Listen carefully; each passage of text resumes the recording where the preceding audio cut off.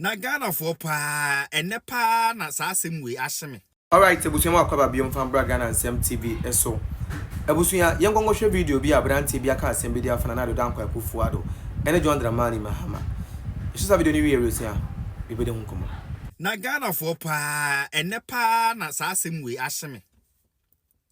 Enepa na sasem na me ba beken ahyeme pa. Ene say yet kromo obi timi ka kire ye se wono de onhu ahokyere da na ne ho kire no eye da ne ka tai esai a wo fa fom ene ne ahokyere moma yemfa yani nko President John Mahama so ye di nkomo pa o ye areas na ye woni nyina ye nim assembly members for say omu ye type bi omu ho kire omu ni kapre assembly members obi timi free assembly member Ako menka say DC adidima ba be ye president nti ahokyere be pa na President John Mahama onfa bi muda na obi be ka kire say wo hu ahokyere da na ka kire say ahokyere wa be de wate wo hawase ayetimi hwe pa timi koto abama obi ana ho nkire no da ade wo ye yadura na ana wo shafa Ghana fo nyina yadura wa wonte ade a wonhu bi da won testi bi da ebe de watima so wo hu problem yam kura asem me buafu. All right, ebusuya akwaba biom sanfan bra Ghana Nsem TV eso.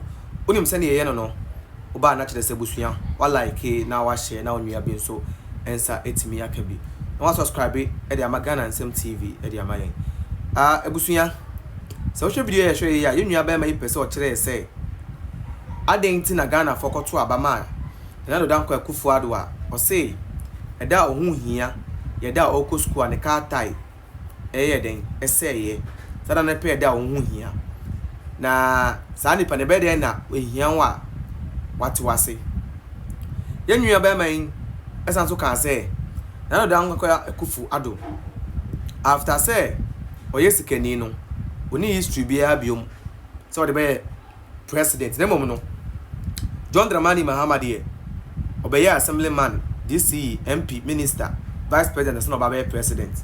And you know only better how I say. Now, when you're young, I say John Dramani Mahama, the president of Ghana Muhada.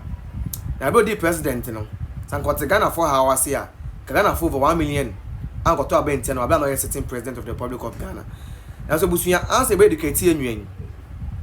Yama amount for CSA. Sanke Pobia or Tia Yafwase. Now, only the Yafo Kumu Padia. Na kana na do dankwa Akufo-Addo di enko number 1 isan say o hwe ne mo be as president a ni nyina no ye because of hiafo wanye because of no ene iskafo nti ente busuya yensua de bi wa ha John Dramani Mahama enye hia ni da na onyo hia ni ba na ondi hia da ohun hia nso da saa asem we asem a odi beto otrim na wa hye ne nso ye ede iron ede amame John Dramani Mahama eye gonje ne de shi konkron a ofili bole bamboy na ne papa owo no na de din ede eye Emmanuel Adama Mahama John Dramani Mahama ne papa de ne no na obuta kan de meda to o say Emmanuel Adama Mahama John Dramani Mahama's father was a wealthy rice farmer and teacher, was the first member of parliament for West Gonja constituency and the first regional commissioner of the Northern region during the First Republic under Ghana's first president Kwame Nkrumah. And you say John Dramani Mahama ne papa na your friend Emmanuel Adama Mahama na ne papa a wealthy rice farmer in Africa no church ne teacher ni na say no yesikani pa odomo e wo serem ana se nsam ye kase study a na chese o skanka sanka na ono nso ni nipa odi kan be member of parliament edema West Gonja ai no mo friend bole bamboy constituency no West Gonja ono nso ni nipa odi kan be regional commissioner and the friend say regional minister edema Northern region. So it should tell you how influential and how powerful John Dramani Mahama ne papa na oye obi a ska bon a oti na ska oti ska pampan we John Dramani Mahama ne papa na ye kan ho asemi. So this is to tell you that John Dramani Mahama enye hia ni ba ohun hia da na won di hia nso da entime ma obi ntena ba bi ntwa ntro nkyere wo say John Dramani Mahama no edi hia da and now you neighbor just because or your assemblyman DCE no. That was his choice. That was his choice to go for assemblyman. What I say? How many of the assemblymen anyone was the appointment? How many of the assemblymen also are appointed to DCE da? You think it was just coincidence? So if the assemblyman obey DCE now? No. It should tell you the how influential his family was. Now, Okansembi say, aside Nana Danko Akufo-Addo being rich, he has no history. Ebusuya, Nana Danko Akufo-Addo, and the Yankasankasa di William, Nana Adodanka Akufo-Addo, a member of the New Patriotic Party, now be a president from 2017 to 2025. Now the political career no highlight in Ebusuya enunye. Obey member of parliament Edema Ebuakwa South constituency in the Eastern region. Achem Ebuakwa South constituency in the Eastern region. Tiabrana Mahama papa ye MP, Nekwa don so ye MP. Sorry, Abrana Mahama ye MP no. Nekwa don so ye den ye MP. Now, Akufo-Addo be Attorney General from 2001 to 2003. Attorney General 2001 to 2003. And obey Minister for Foreign Affairs from 2003 to 2007. And Sana Obe contested for flag bearer of the New Patriotic Party in 2008.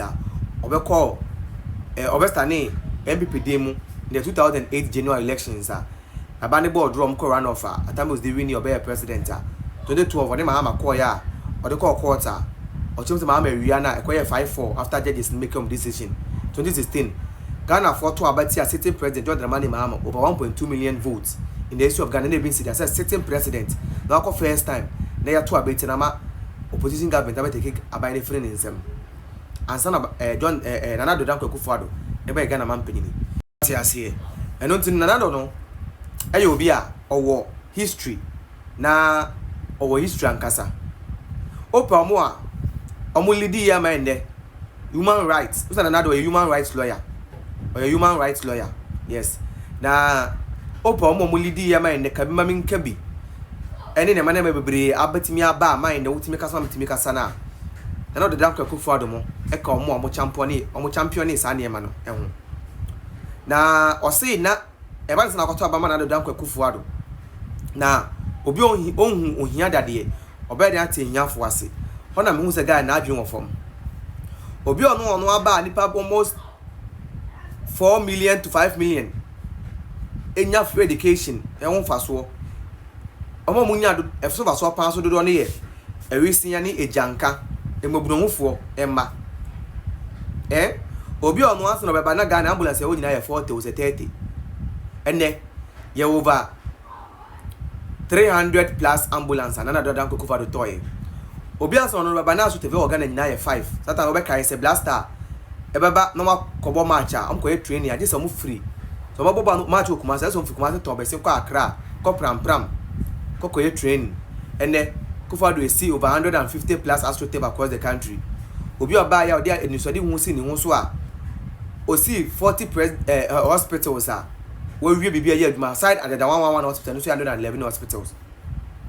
Obi oba ode drone delivery system ba ye ode drip machines ba ye say yem fa yi ya kwan na Ghana bebi anya kama schools university bebre ye ka se ye kan nya de ketwa ukwa akomadanya University of Local Government Akomadan University what you say uko Eastern Regional Bunsu University Akufo-Addo see ye enti se wonnimu a ubusa ye se ubusa for way onyira kwan next time ne besra so once na baba media no so na obeka bibi no nya fact ye ansa na baba ye de aba be kasa enye sa nsem bo obeka ye mo bi se ne yeti a ye ba be yiwa no because ye no ensonso mu no so na na credit edidi djuma ha ye Ghana Nsem TV me am ne mbedi nkomo yi midin e de promise ye beda wase.